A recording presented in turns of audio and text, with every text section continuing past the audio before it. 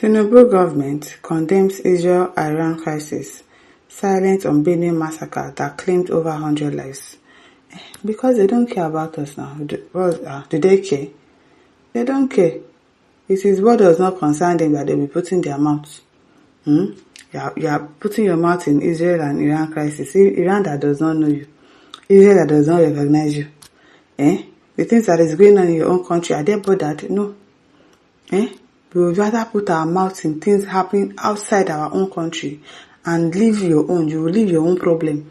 You'll be facing another person's problem.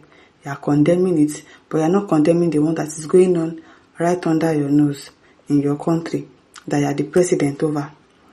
It is well. While the wave of brutal violence continues to engulf communities in Benue State, claiming more than 100 lives in the latest attack, the administration of President Bola Tinubu has maintained a conspicuous silence. This silence stands in stark contrast to the government's swift condemnation of Israel's military action in Iran, drawing criticism from Nigerians who questions the administration priorities. On June 14, armed gunmen stormed Jelawata in Benue State, killing over 100 people in a gruesome overnight attack. According to Amnesty International, which issued a strongly worded statement, the massacre left dozens injured, many still missing, and entire families burned alive in their homes. The horrifying killing of over 100 people by gunmen that invaded Jelawata from late Friday into the early hours of Saturday shows the security measures government claims to be implementing in the state are not working. The statement read, Amnesty further highlighted the worsening humanitarian crisis, stating that the Nigerian authorities must immediately end the almost daily bloodshed in Benue State and bring the actual perpetrators to justice. The human rights group warned that the persistent violence is displacing thousands and threatening food security, as most of the victims are subsistence farmers. Yes, farmers are a lot in Benue State and they are buying all of them on a daily basis.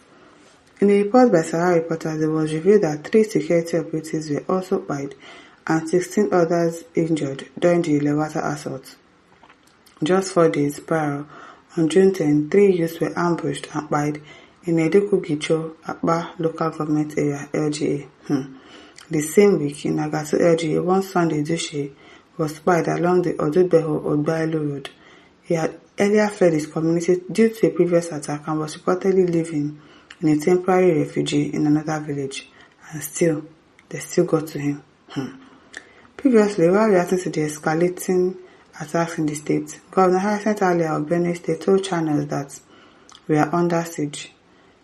According to him, intelligence reports suggest that attacks are not random, but directed, planned, and executed. I said that before, that this thing has passed herders and farmers clash. An alarming revelation that hints at more sinister coordinated operation almost against vulnerable communities. We are receiving intel and 60 to 65% of it has proven accurate, Governor Alia stated, categorizing the attack as an act of terrorism rather than communal conflict between herders and farmers. It was that day that he was even saying that he had an intel. It was like he had some names of some persons in government that are actually the ones doing this thing. Governor Alia, is it not time for you to mention those names? Is it not time for you to mention those names of government officials, top government officials that are the ones behind these things? You said it that you had their names, but you don't want to mention it yet. Is it not time that you mention it? If not, then you're a party. Then you're a party to what is going on in your state, because I don't understand. You said it the other day that you were saying, you people were under siege, and you have information that, this is organized attack and all of that. And you have names of top official governments. When are you going to release the name? Despite the mounting death toll and widespread displacement in Benue, the Tinubu-led federal government has remained largely unresponsive. No official statement has been issued condemning the massacre or expressing condolences to the victim of families. Condolences, long. Do they even know that kind of a thing is happening? They're even talking about condolences. Also, the presidency has failed to acknowledge the tragedy on its official platform including social media. They wait for wetin they call am, their chats, their AI this thing to help them write statements. Now, they have to wait. Ironically, the Nigerian government found time to comment on the Israel-Iran conflict. The statement signed by Kimibi Imomotimi Ebienfa, spokesperson for the Ministry of Foreign Affairs, the government condemned Israel's preemptive strike on Iran and called for restraint. They will not mind their business. Nigeria expresses its grave concern and calls for an immediate cessation of hostilities and urges both parties to exercise utmost restraint in the interest of regional and global peace, the statement reads.